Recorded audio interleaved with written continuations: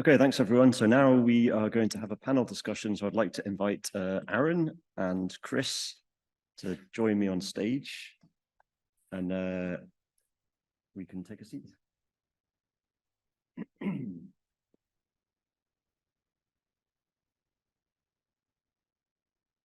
So Aaron, can you confirm your microphone is working? Yeah. To sit in solemn silence on a dull, dark dock in a pestilential prison with a wet, long walk. Okay.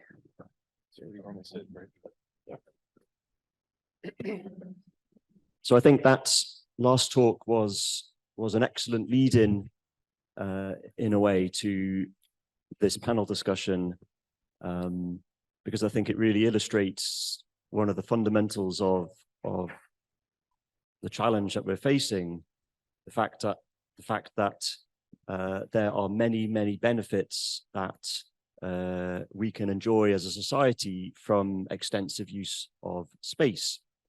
And I also appreciate the talk from Ruhi this morning, which again emphasizes that states have fundamental security interests that can really be solved by using satellite constellations from space.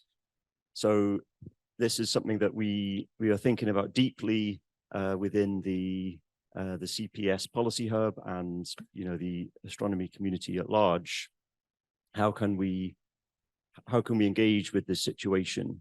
And there's also now, we're seeing a growing awareness of sustainability in space as the number of space objects grows.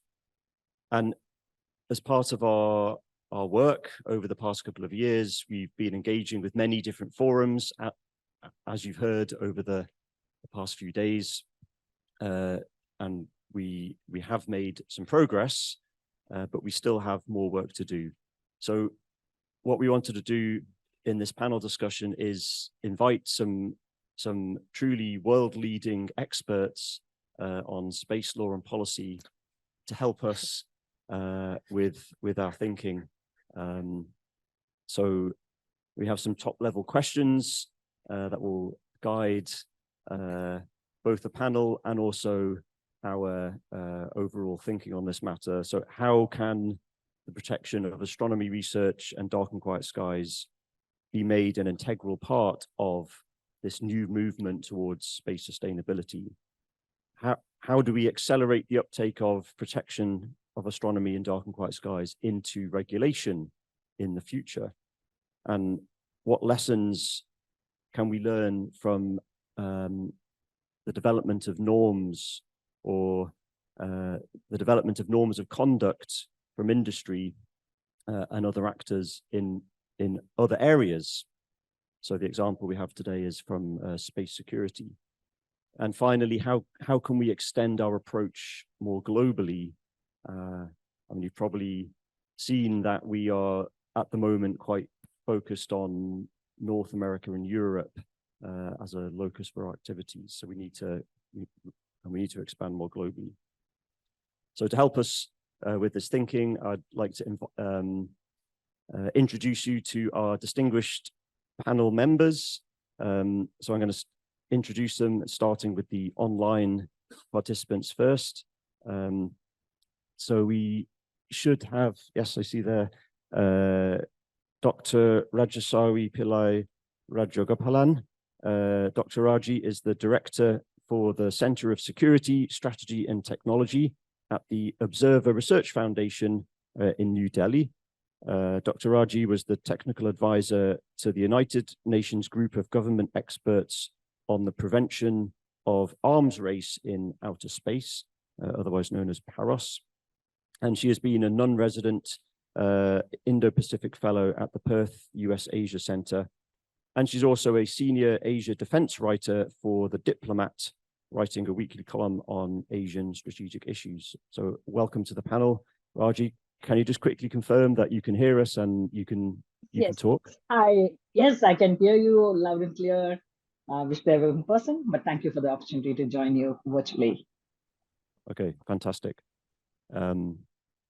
And our second panelist online is Professor David Koplow. So David is a member of the Georgetown University Law Faculty and specializes in the areas of public international law and national security law. His government service has included stints in special counsel and advisory roles to the US Defense Department on arms control and international affairs. And his scholarly writing concentrates on the intersection between international law and US constitutional law, especially in the areas of arms control and national security, treaty negotiation and implementation. So welcome virtually to La Palma. David, can you just confirm that you can hear us and you can talk? Thank you very much. It's great to be with you. Excellent. And then we have two distinguished in-person speakers. So you've really met one of them already, Professor Aaron Boley. Aaron is an associate professor and Canada Research Chair in Planetary Astronomy in the Department of Physics and Astronomy at the University of British Columbia. And as he just explained earlier, Aaron is also the co-director of the Outer Space Institute, a network of world-leading space experts taking a transdisciplinary approach to address grand challenges facing the continued use and exploration of space. So Aaron, can you confirm that you can see us and hear us? And I can see you, and hopefully you can hear. That's a good sign. And finally, we have here Chris Johnson. Chris Johnson is the Space Law Advisor at the Secure World Foundation and is an adjunct professor of law at Georgetown University. Chris is also a field editor for the Journal of Space Safety Engineering, on the board of editors of the Journal of Air and Space Law, and serves on the US Board of Directors at the Space Generation Advisory Council. And he has just begun a PhD program at Leiden University's International Institute of Air and Space Law, writing a monograph on the International Legal Order for the Moon. Chris represents the Secure World Foundation at the United Nations Committee on the Peaceful Uses of Outer Space. So welcome to the panel, Chris. And do you have a microphone? You can just, okay, so we are all good. So I'm going to start off with a question for David Koplow. So David, you hopefully have heard some of the different perspectives over the past few days that we have spoken about in the policy session. And I guess you're aware in particular of the report from the International Institute of Space Law, their working group on light pollution, and the work that has been led by Aaron with his team of researchers, the so-called Work Package 2 research team. We've also heard perspectives on the interpretation of the Outer Space Treaty, the applicability of environmental laws to space, and the fragmented regime of law and policy as it applies to light pollution control from ground-based sources. So I'd like to start with understanding what are your observations regarding the analysis of the legal issues from the perspective of implementing dark and quiet skies provisions in a national regulation? Well, first of all, thank you so much for inviting me to participate in this program. I only regret that I could not be, that COVID has prevented me from being with you in the Canary Islands, and I'm delighted to have the opportunity to participate indirectly. For my part, what I'd like to do is to suggest that the time has come to shift the framework, to shift the paradigm on how we think about the international legal regime regarding dark and quiet skies.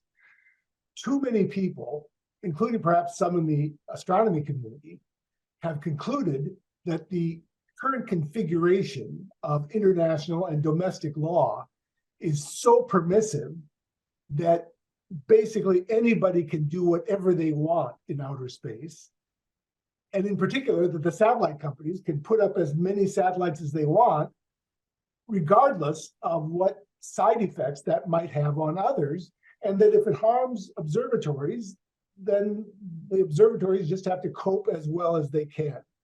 And I want to suggest that there's more to the legal regime than that.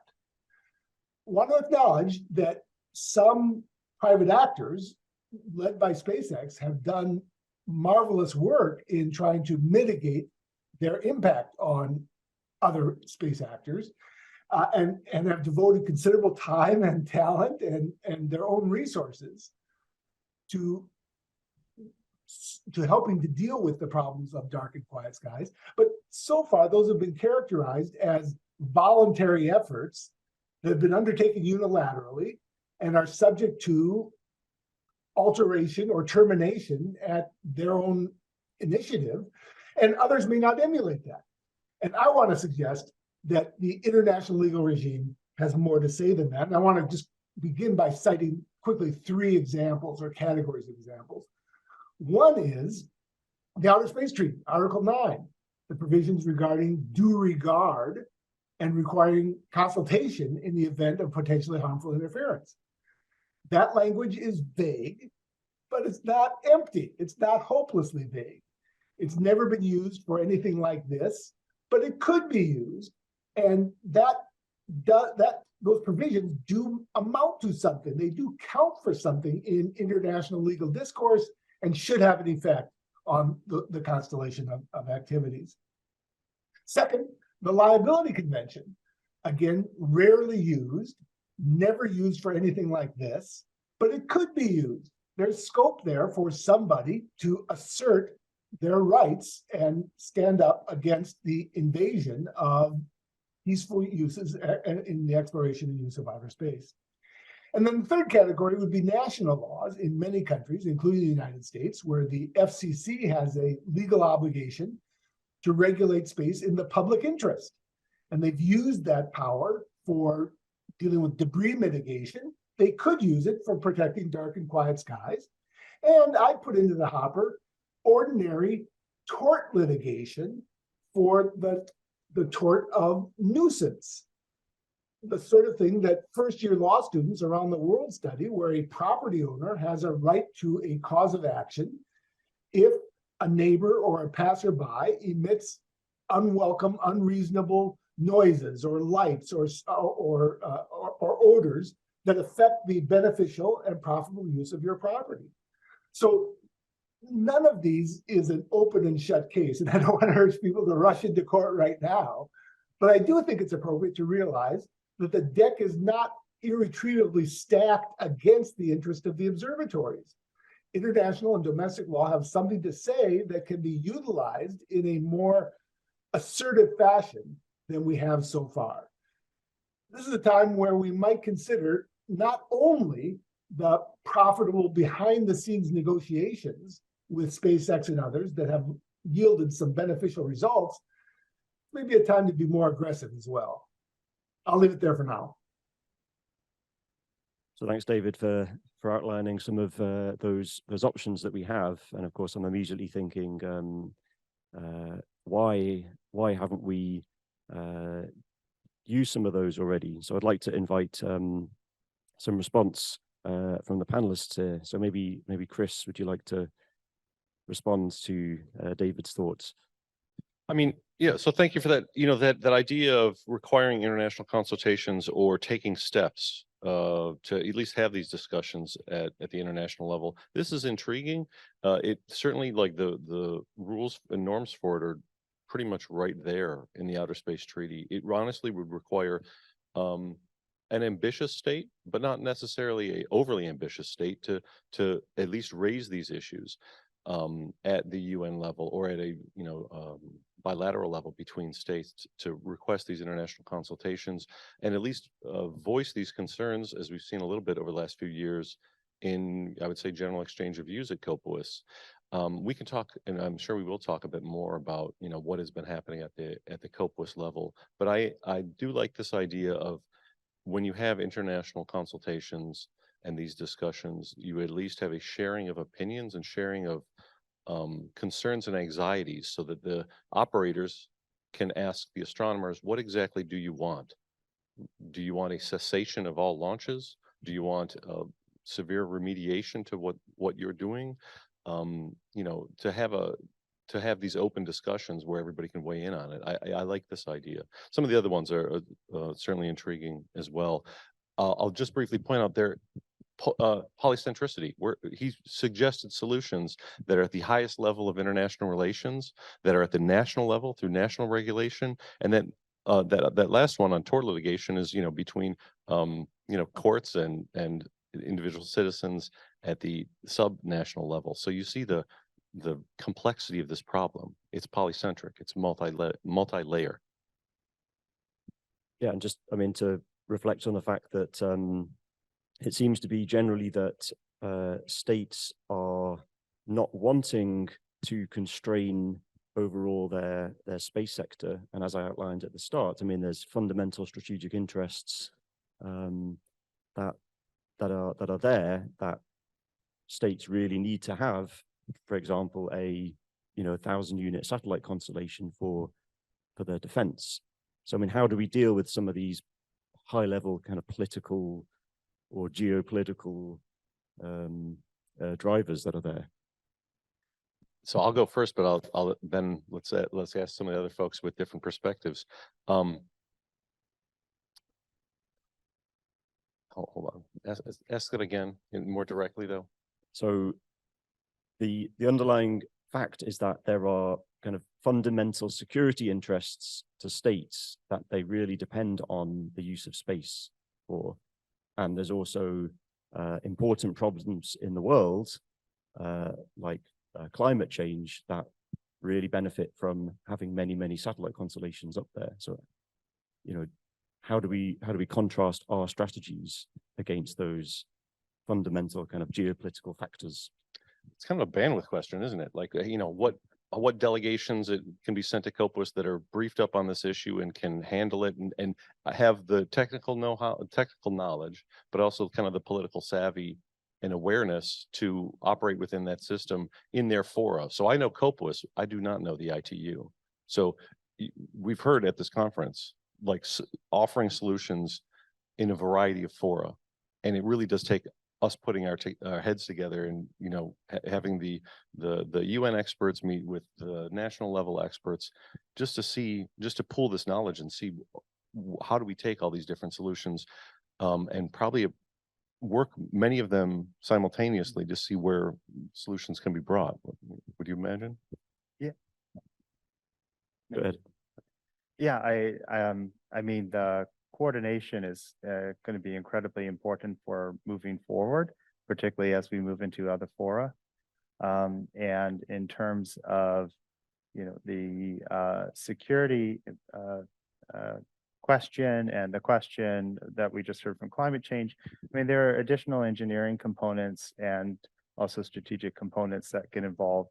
And that is, you don't necessarily want to have to take care of 10,000 satellites. You might not actually need those 10,000 satellites as part of the analysis to keep, for example, we heard about clouds, a 24-hour update on clouds. And so there's going to both be an economic, strategic, and there's an implementation factor that's going to help prevent the proliferation of the satellites, but it's not going to be used alone, because we need to actually have then statements that enable or give that moral kind of lens to take the approach in which we shouldn't just be dumping as many things as we can into space to achieve something that could be done with fewer satellites. But I'd really like to hear Raji's thoughts on this. Yeah, thanks, Aaron. So, Raji, please. Please give us a thought. Thank you. Yeah, sure. Thank you. Yeah, let me just start with the point on the how do you coordinate and cooperate when you require the same satellites for a number of different things. You need it for dealing with the climate change related issues. You need it to deal with communication. You need it for security related functions. But I think one of the problems, especially when we are also talking about the states segregating these different functions into different sort of a different agenda, into different venues where you can discuss these. For instance, the climate change and such related issues are always going to be discussed within the COPUOS in Vienna. But when it comes to security and arms control related issues, they are always going to be discussed within the Conference on Disarmament in Geneva. So to get all the different stakeholders to have the ability to talk on these different issues. I think that's also a venue, that's also increasingly a challenge, getting everybody to talk about. And I think I'll give you a more sort of a more direct example. For instance, the space debris issue. Space debris issue, a certain number of countries talk about as to how that can only be taken up in venues like the UN Koplow, saying that that's a natural sort of an occurrence, and that has to be debated, discussed only in places like Vienna. But there are space debris that is generated as a result of anti-satellite testing and so on and so forth. And that's an intentional attack. That's a man-made debris, and that has to be debated within the Conference on Disarmament in Geneva. And that's where the space security debates and the space arms control related issues get discussed. So there is not even a sort of the whole challenge is today in getting the great powers and getting the major powers to talk about as to how we can deal with each of these issues instead of fighting over which agenda can be taken in which which of the UN bodies and so on and so forth. So I think countries do understand the use of satellites for climate change, satellites for security-related functions, ISR functions, intelligence, surveillance, and reconnaissance. Those utilities, but I think there are important challenges in terms of primarily politically driven challenges in terms of getting the countries to agree on these things. Second, very quickly on the whole liability convention that David talked about, that has never been used, no state has really made a case about it, even though there have been increasing number of incidents, especially one that involves cyber and electronic warfare in space. So creating disruptions, maybe temporary disruptions, interference with the satellite functioning. This has been happening for at least from 2008, 2010 onwards. This has been a regular recurrence, sort of whether it is in using lasers, direct energy weapons, cyber interference. But no country, no state has really made a case of this, has really voiced these concerns. One of the questions to ask is why? Because is it because we still don't have clarity in terms of if you really identify that state A has carried out a cyber attack on a satellite of mine of satellite B, then satellite B has if the satellite state B has to state very clearly that this is an incident that has happened on, and there has been a disruption in the satellite functioning. That state B also has to come out with possibly a response. And that is possibly the reason why we are not seeing the states not coming out openly. There is a general talk about these issues, but nobody wants to say that state A has actually done it, state B has carried out this particular attack, because then you're also expected to carry out or come up with your own countermeasures in terms of carrying out a response attack. But the more this lingers on, this is also a problem, because little by little, this is a slippery slope. You're looking at it because there are lots of different norms that have prevailed for a long time are getting eroded. Norms of responsible behavior. The norm, these are simple practical things. Norm to sort of it's a commonsensical thing to say that I should not be interfering with my neighbor's TV antenna. That's a commonsensical thing. That's a norm that has prevailed for a very long time, but that is now increasingly getting disrupted. There is interference. Similarly, not to throw garbage into my neighbor's yard. I think that's a commonsensical thing. But these are the kind of things that are increasingly. It seems like we need to spell out these things. So the norms not to interfere in each other's satellite, the norm not to test anti-satellite tests. These are things that prevail for several decades now, from mid 1980s till early 2007. You had that norm that prevailed for a long time. But that's increasingly all of these things are norms are being violated, norms are being disrupted. And unless we are able to put in certain measures, certain regulatory practices, and we are going down the path of it's a dangerous slippery slope in a sense, and that's my concern. So thank you, Raji, for sharing those thoughts. And if I may, let's explore this point a little bit more now that you've mentioned the idea of norms of responsible conduct. So, I mean, could you reflect on how the development of norms in space security has evolved and what sort of lessons that we might learn to inform our approach on dark and quiet skies? Thank you.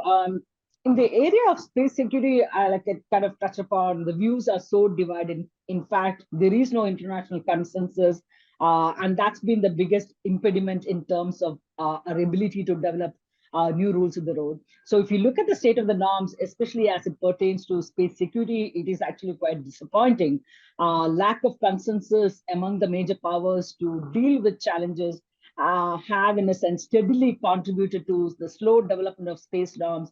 We need more institutionalized discussions needed to develop appropriate norms for international space cooperation, space developmental activities, and so on and so forth. But the greatest challenge, as in the other domains like nuclear arena, is the regime itself. The lack of consensus among the major powers on a course of action to deal with the challenges are contributing to this particular problem. And states are increasingly pursuing their narrow interests without paying adequate attention to the challenges. And that's kind of encouraging other states and entities also to exploit certain weaknesses in the regime to proliferate, to conduct ASAT tests, to develop and use other counter space capabilities such as cyber, electronic warfare in space, without any punitive measures imposed on them. So that's been happening now for more than 10, 15 years now, actually about 15 years. And great power politics and the rivalry among the major powers today, which has become the unfortunate feature of the international politics, those have become stumbling blocks in reaching consensus on even on a particular challenge, or more importantly, in establishing norms. So we, especially in recent times, we have seen two important processes not reaching a consensus, sort of an agreement, consensus at the end of the process. One was the 2018-2019, the UN Group of Governmental Experts meeting GG on PAROS. And the second one, again, the first one, 2018-2019, GG did not result in a consensus report. There was no consensus at the end of the 1-year process. Second is the very recently completed the OEWG, Open-Ended Working Group on Space Security Threats, again, did not have a consensus report. Those are the unfortunate realities. In 2013-2014, there was a GG on TCBMs, Transparency and Confidence Building Measures, that did produce a consensus report. But between 2013 and 2018, 5 years later, by then, I think the international politics has become so much more divisive. The ability to, among the major powers, ability of the major powers to come together to decide on, first, the challenges, second, then ways to deal with those challenges. I think that's become completely sort of difficult in a sense at this point of time. And it's not very clear as to what are we waiting for? Do we want a major catastrophe to happen and then to realize that maybe it is time for us to put together something and agree on a particular course of action and so on and so forth. But I think in the meantime, I think we need to have every possible forums, platforms to discuss, debate these issues, whether it is at track 1, track 2 level, track 1.5 levels, where these kind of issues need to be talked about. You need more institutionalized channels that will possibly help shape norms that are conducive for space cooperation, but also in terms of developing some good practices. I'm not even trying to say best practices. At least if we can codify a certain number of good practices that must be followed by all countries. And I think given the kind of international politics at this point of the state of the international politics, which is very competitive, contested, and with this kind of rivalry being the characteristic primarily, I think we also need to be able to make some compromises. But I think having a larger number of countries, especially those critical powers in the grouping, in getting those countries to sign on to something is much more important to me than having an ideal piece of legislation or an ideal piece of agreement, whether it is a political agreement or a legally binding agreement. So if you are able to make some compromises at the end of the day, find some sort of middle path in terms of getting everybody on board, getting at least the most critical states in the room to agree upon, I think that to me is a much more important thing. I would also just very quickly end with one particular point. If you look at some of the other domains, I'm not necessarily looking at space security itself, because space security has not really provided with a whole lot for us to work with and think about as an example to look at. But one thing that strikes me is the nuclear security summit process. Nuclear security, again, is one of the more sensitive issues, and that has been an issue for a very long time. But in 2016, when US President Obama was in office, he started the nuclear security summit process, wherein I think there was initially a lot of skepticism from around the world.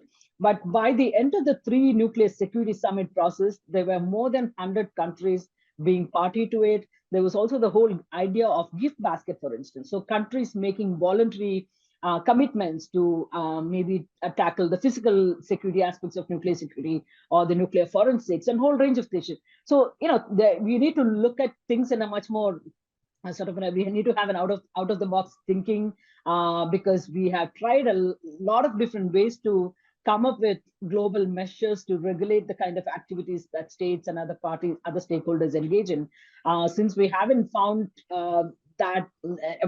any successful measures so far, or we haven't reached any fruitful result at this point of time, we need to think about other possible sectors where there have been some reasonable amount of success. And I think the Nuclear Security Summit stands out to me as maybe one way to kind of look at it, getting some more states to engage in that. But I think I'm also somewhat skeptical, because that was 2016, and today, almost a decade later, the international politics has become that much more divisive. So I'm skeptical, but again, I am willing to talk about more. We need to try different things. The other aspect to try is the middle space power coalitions, because great power competition and rivalry is going to continue until such time there is some semblance of stability to the power transition that we are in today. And that's not going to happen in the immediate, which means we also need to think of other ways to look at it. And one of the ways that I look at, and I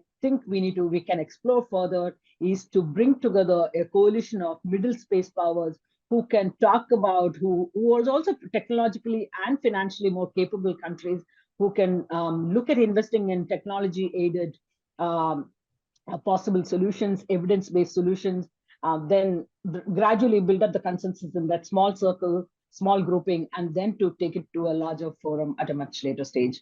I'll be happy to come back to it later. Thank you.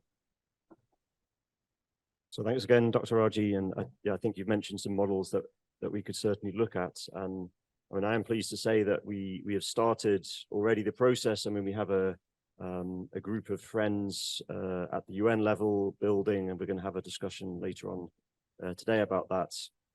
And we've made some progress in other forums like at the G7. But yeah, I think we now need to find a way to make this stick. But I'd like to invite the other panelists to offer their reflections on this. If they choose, Chris or Aaron, would you like to comment on that? I think there are some real lessons to be learned from what's happening right now, certainly with anti-satellite weapon tests and the current statements by states, the very strong statements by so far a limited number, but legally relevant statements that states are like first by the United States not to conduct direct descent ASAT weapon tests, then followed by Canada, and now 9, 10, 13 states. I can't quite remember how many states have made this declaration, but these declarations done kind of in an ad hoc way, but in a very kind of public forum, in an official presentation, it actually builds that legal relevance. And so we can start looking at questions of whether things like anti-satellite weapon tests are becoming illegal under international law. That's a separate discussion, but the relevance there comes in that can we have similar type of approaches here with these discussions where states are making, in some ad hoc ways and in organized ways, very public statements on their commitments to protect dark and quiet skies. Thank you.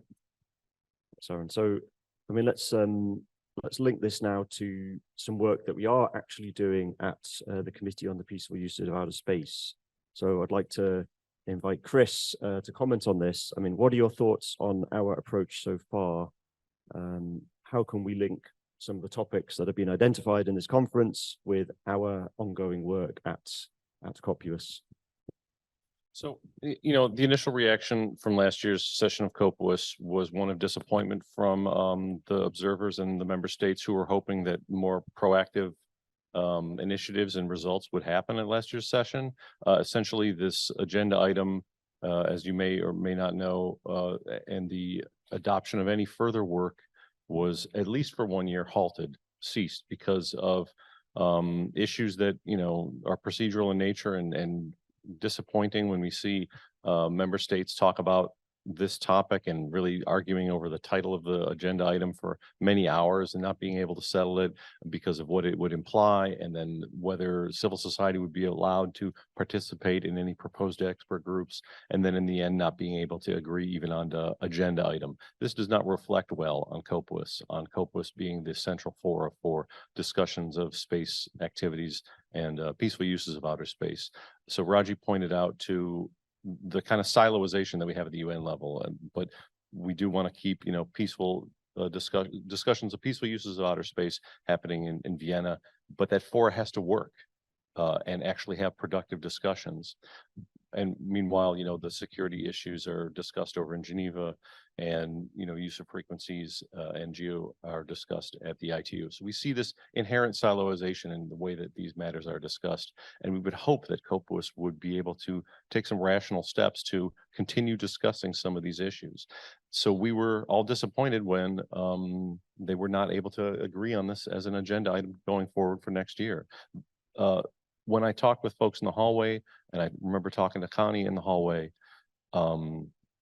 you know, we realized, well, let's try and see this in the best possible light, which is that these things are not going to be necessarily discussed immediately at Koplow, but that gives us, the IAU, the scientific community, the academic community, the civil society communities, to do our own discussions and deliberations and sharing ideas and concerns.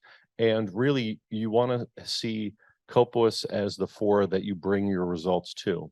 So this gives the IAU and the astronomical community breathing time to come up with technical standards with really what they want. The question I asked earlier, like, what is it exactly that you want? What result do you want? What issues are you most concerned with? And then come up with some technical standards, because you do not want diplomats discussing technical standards, because that is a uncertain process, and you know, maybe it could take a long time for them to learn. You want to develop that, and the examples from that are, I always point to, is the IADC space debris mitigation guidelines, technical in nature, developed outside of Koplow, then brought to Koplow, kind of where Koplow looked at them, adopted, you know, considered them and adopted them, and then developed their own more political looking standards for debris mitigation. So this is breathing room for the astronomical community to develop their own standards if they can. And then let's bring them back to Koplow. And I do want to say, and just very briefly, there's the Koplow system, that siloization that I was talking about. There's the Koplow system, and then there's what can happen at the ITU. Now, let's get tactical for just a little bit. We have a new director, new head of the United Nations Office for Outer Space Affairs, and we have a new president of the ITU. This I forget her name, Doreen Martin Bogdan. They are both, you know, being revitalized. They want to be seen as the center of space diplomacy and space sustainability. I work at an NGO that's focused on space sustainability. People like associating with that phrase, even if they misconstrue it, but they want to be seen as the center for space sustainability, as the forum. They want to reassert their primacy of it. Next year is the Summit for the Future at the UN level. So there's these opportunities for revitalization, refocusing on some of this work. And this particular topic, because it is such a challenging and new topic of legitimate use of space versus legitimate use of space, you know, and the all the issues that we've discussed. This is a topic that I think is ripe for approaches at ITU, but also approaches at Koplow, and maybe discussions at the UN level, headquarters level over in New York with the Friends of UN and Friends of Dark and Quiet Skies, and what can happen in General Assembly and what can happen next year at Summit for the Future. Thanks, Chris. And I think some of those more tactical details we're going to get into the discussion this afternoon. I just want to comment on the point that the very good point you made about requirements. So this is something that, yes, we are actively working on, and we hope to publicly release very soon. So Richard gave a presentation yesterday about that.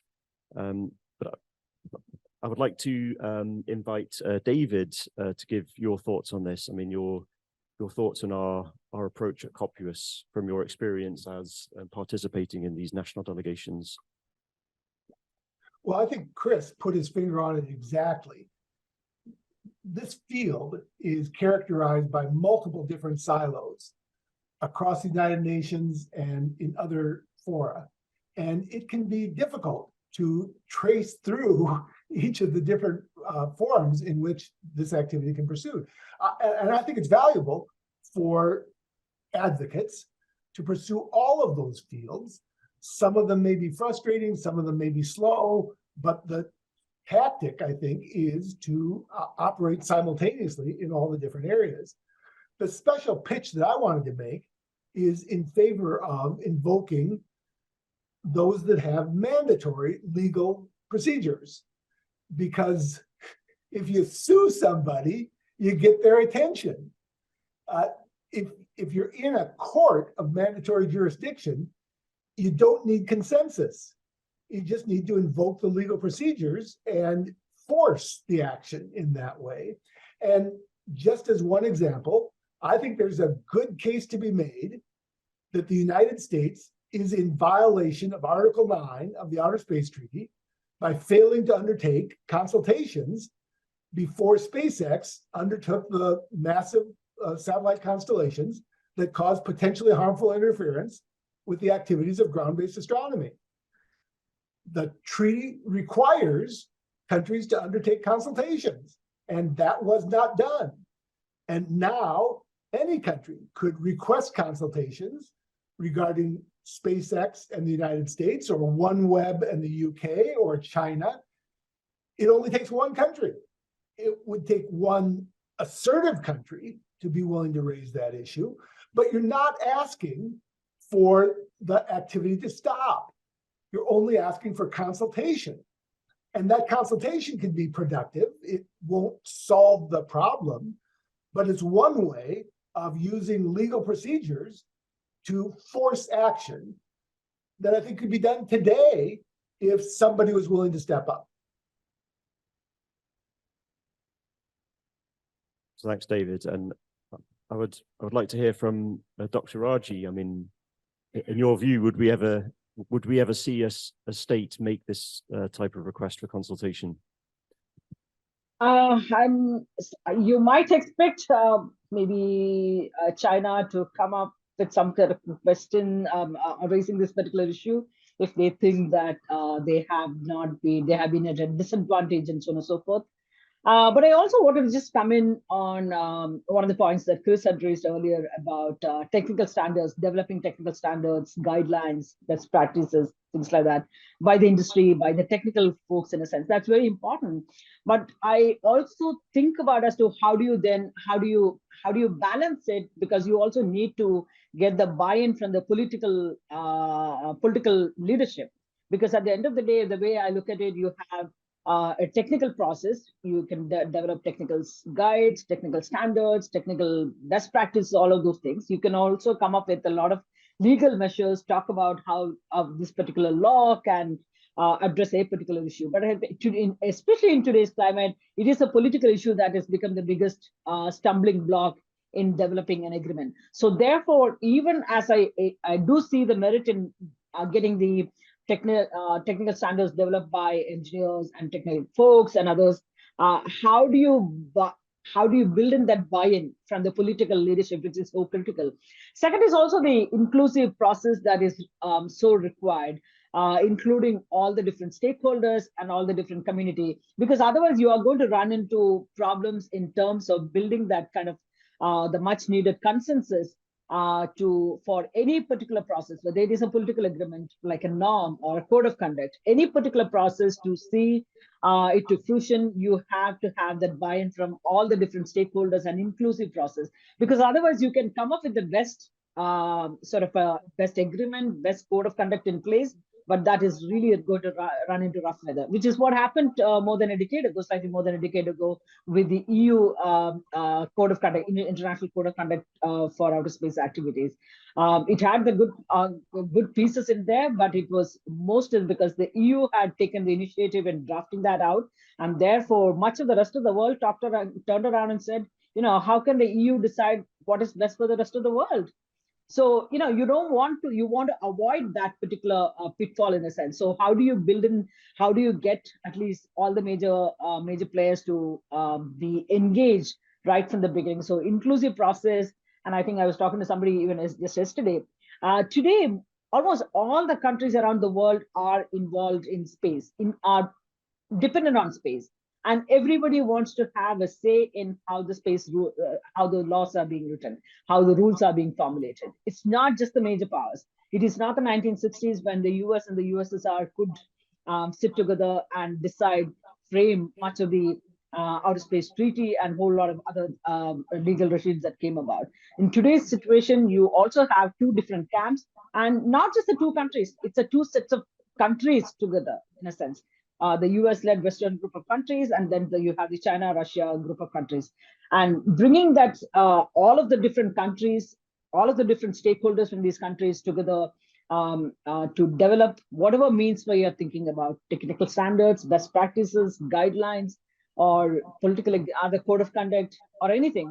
I think that political buy-in is so important. So that's something that I just wanted to highlight as an area that we need to keep in mind. So thank you, Dr. Raji. Thank you. Thank you. No, it's okay. Good. So I'd like to now come to the last discussion point that we have for our panel, and it's another option that we have to bring together, in a way, states around this issue. So Aaron, earlier this morning, you presented on behalf of your colleague, Michael Byers, an initiative to seek an advisory opinion on satellite constellations at the International Court of Justice. So could you just elaborate on how you see this approach interacting with the other strands of policy advocacy that we're undertaking in the Dark and Quiet Skies movement?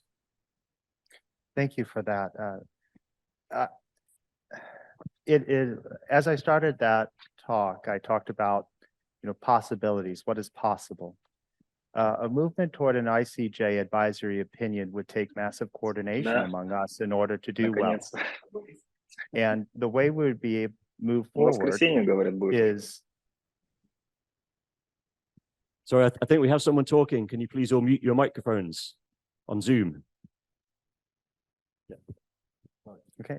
The way we would be able to move forward with that is ultimately in a coordinated way. It would not exclude many of the other prongs that we are exploring. In fact, it could very well help organize that. We would need to continue the discussions at COPUOS. There's no question about that. The states who we would want to support the advisory opinion include states who are in COPUOS. I pointed to the Vanuatu case as a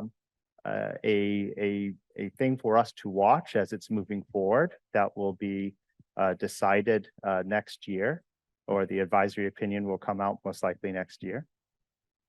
But we can also take a look at advisory opinions that have not gone the way that people really wanted them to go, and that's the nuclear weapons case. And so we have these templates that we can use to guide us as we move forward. But ultimately, it needs to be, yes, build the technical standards in parallel, talk with states at COPUOS in parallel, talk with states in ad hoc processes in parallel, and seek for states to stand up and make these statements that have legal relevance. Vice President Harris in the United States stood up in a speech to talk about committing not to conduct direct descent anti-satellite weapon test. And so there are many different possibilities in which there could be legally relevant and very useful actions taken by states for dark and quiet skies. And ultimately, even, if we move, let's say we move forward with the ICJ advisory opinion, we put forward our questions. The questions are answered in a way that is absolutely what we want. What next? We still, that is means that we have a kind of a new set of questions that we have to explore. Now it's the question of how, rather than the question of whether. And so how will states now take that moral question of we need to protect dark and quiet skies and implement it? And so during this whole process, that has to also be part of the discussion of how the individual states will interpret that advisory opinion result and move forward with actually creating meaningful changes. Thanks, Aaron. So I was wondering, David, if you could share your thoughts on this idea to approach the ICJ. Sure, I think it's a brilliant move, and I'm very pleased to support it. Importantly, it is not the one and only move that this community can make. It is one among several. And I think the comparison to the climate change move is exactly apt. The Vanuatu case is one very powerful move, but it's by no means the only thing that climate change advocates are doing. They're trying to push forward on several different fora simultaneously. And I think the same thing should be done with dark and quiet skies. The one tactical thing is to be very careful in framing the questions that are referred to the ICJ. That court tends to be, in my opinion, timid. And therefore, if the questions are framed in an inartful fashion, it will be too easy for the court to dodge the question and to provide an unsatisfactory answer. And that's happened sometimes in the past. But if the question is teed up precisely, then I think it can be quite helpful in pushing things forward, not undercutting lots of other moves that the community can make in other fora simultaneously. So advisory opinions don't create new law. They just clarify, you ask them a question, what is the state of the law? So it's risky in the sense that if you ask them, what is the state of law regulating mega constellations, you may get a result back, which is, as he mentions, unsatisfactory. You may get back a result which is akin to the ICJ advisory opinion on nuclear weapons or the Kosovo opinion, which are essentially, I would read as permissive in nature or reflecting understanding of international law, which is permissive in nature of that which is not explicitly prohibited is therefore permitted, or that the state of the law is unsettled and that there is it is unclear exactly what the restrictions are placed upon states in particular circumstances. And this is why it's different from, say, your example of a nation which is disappearing, where there is imminent loss of life and nationhood. The legal issues at play in this, we're grasping a bunch of different sources of law to give us any guidance, and we're looking at norms which exist, Outer Space Treaty Article 9, which are binding but which are vague and which may not provide enough indication and enough normative guidance to give a clear solution. If you were to ask ICJ judge, how does Article 9 regulate and give a guide behavior to say this is permissible and that is impermissible in the context of mega constellations, they might be quite modest in what they can tell you, and to say that it frankly is not clear what Article 9 requires. Thanks, Chris. So, and we're coming to the end of our panel. I just want to offer the audience here, if they have any quick questions for any of our panel members. So, A couple. over yeah, there. so I think it was Ruskin, was it?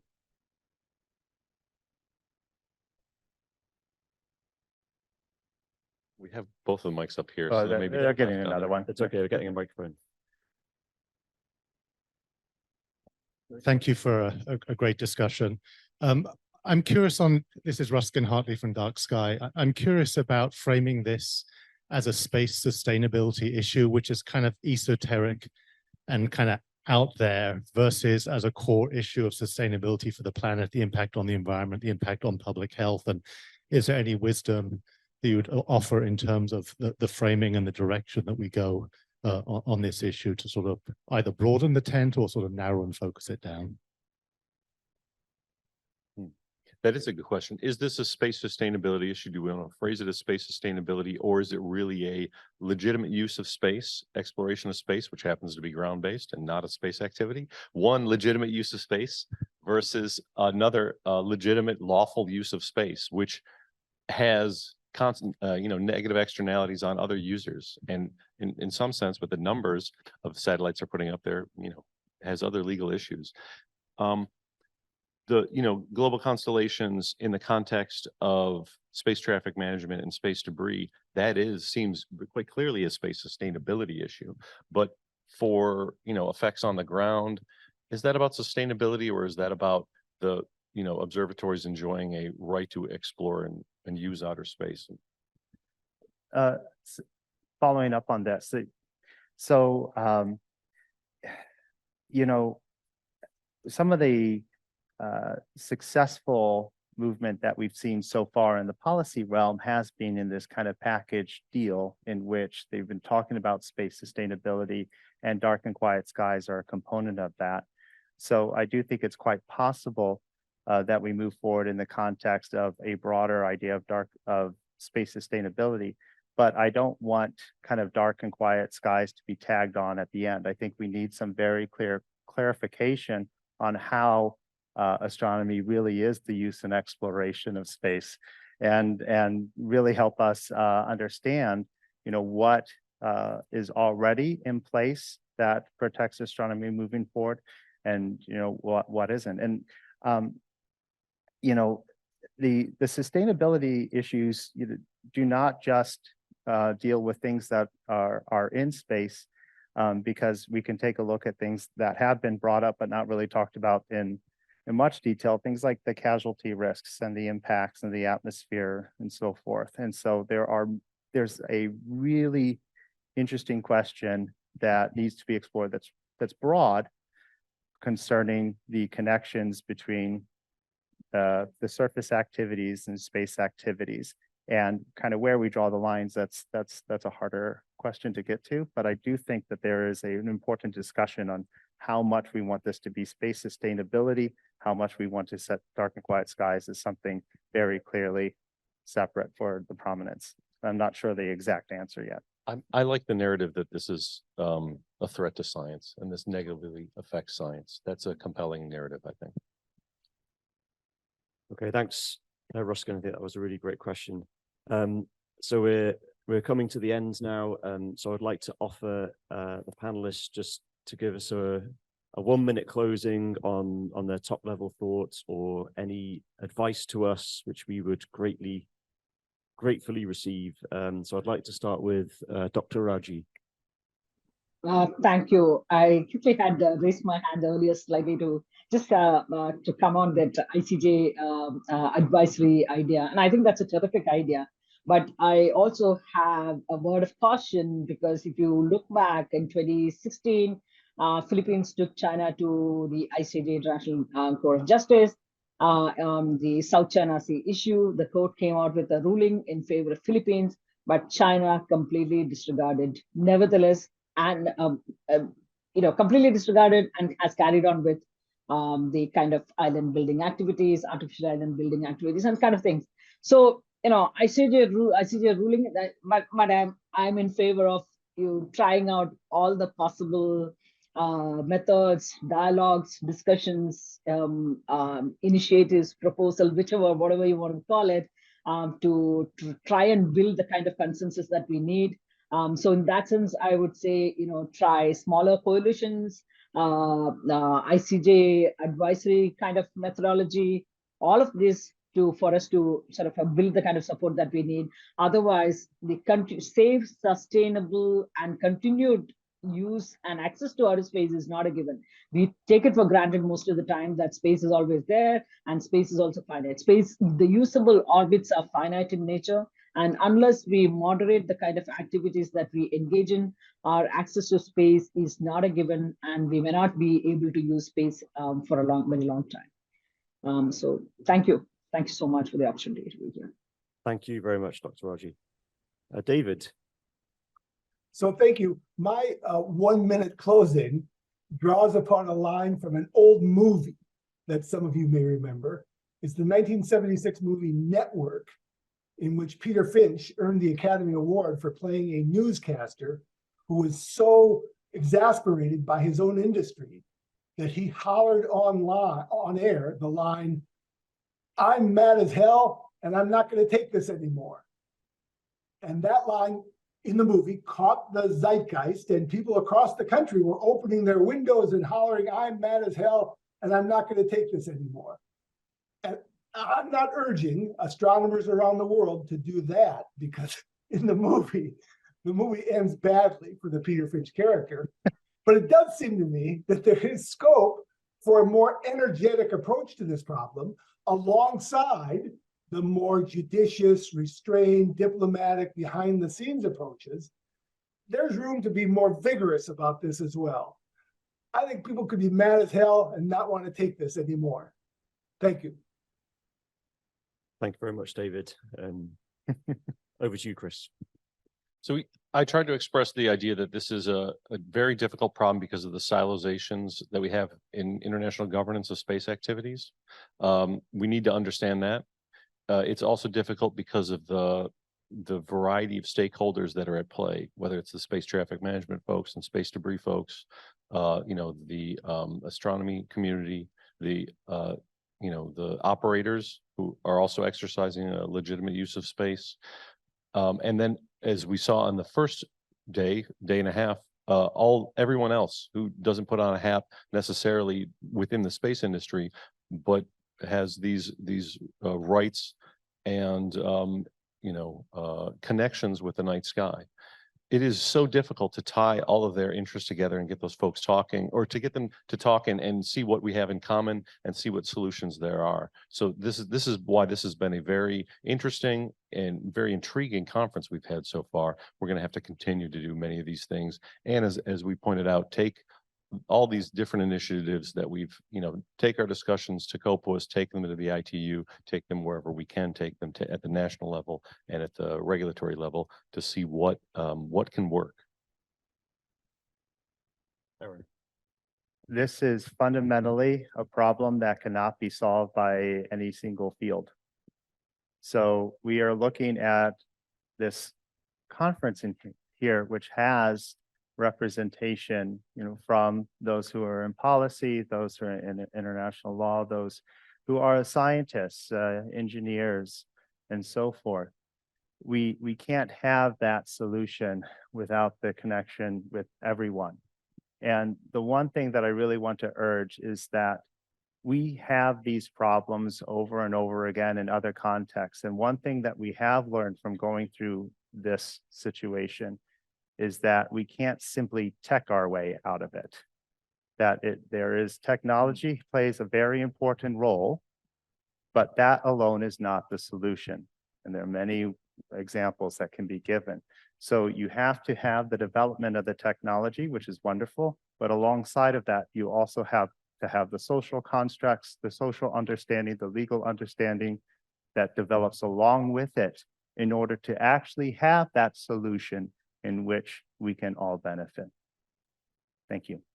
Thank you very much, Aaron. And I'd just like to close with a reflection on the role of the International Astronomical Union. I mean, obviously, we've set up the center, the CPS, to try and bring together as many voices as possible. We have a policy hub, we have an industry hub, we have a community engagement hub, and the SAT hub, which is engaging the astronomy community. But of course, we we need to always be thinking more broadly and to try and as best we can reach out to more stakeholders and to look on other solutions out there. And I like what you said, Aaron, to think of what's possible. So on that note, I would like that we give our panelists a hearty round of applause for their contribution. So thank you very much.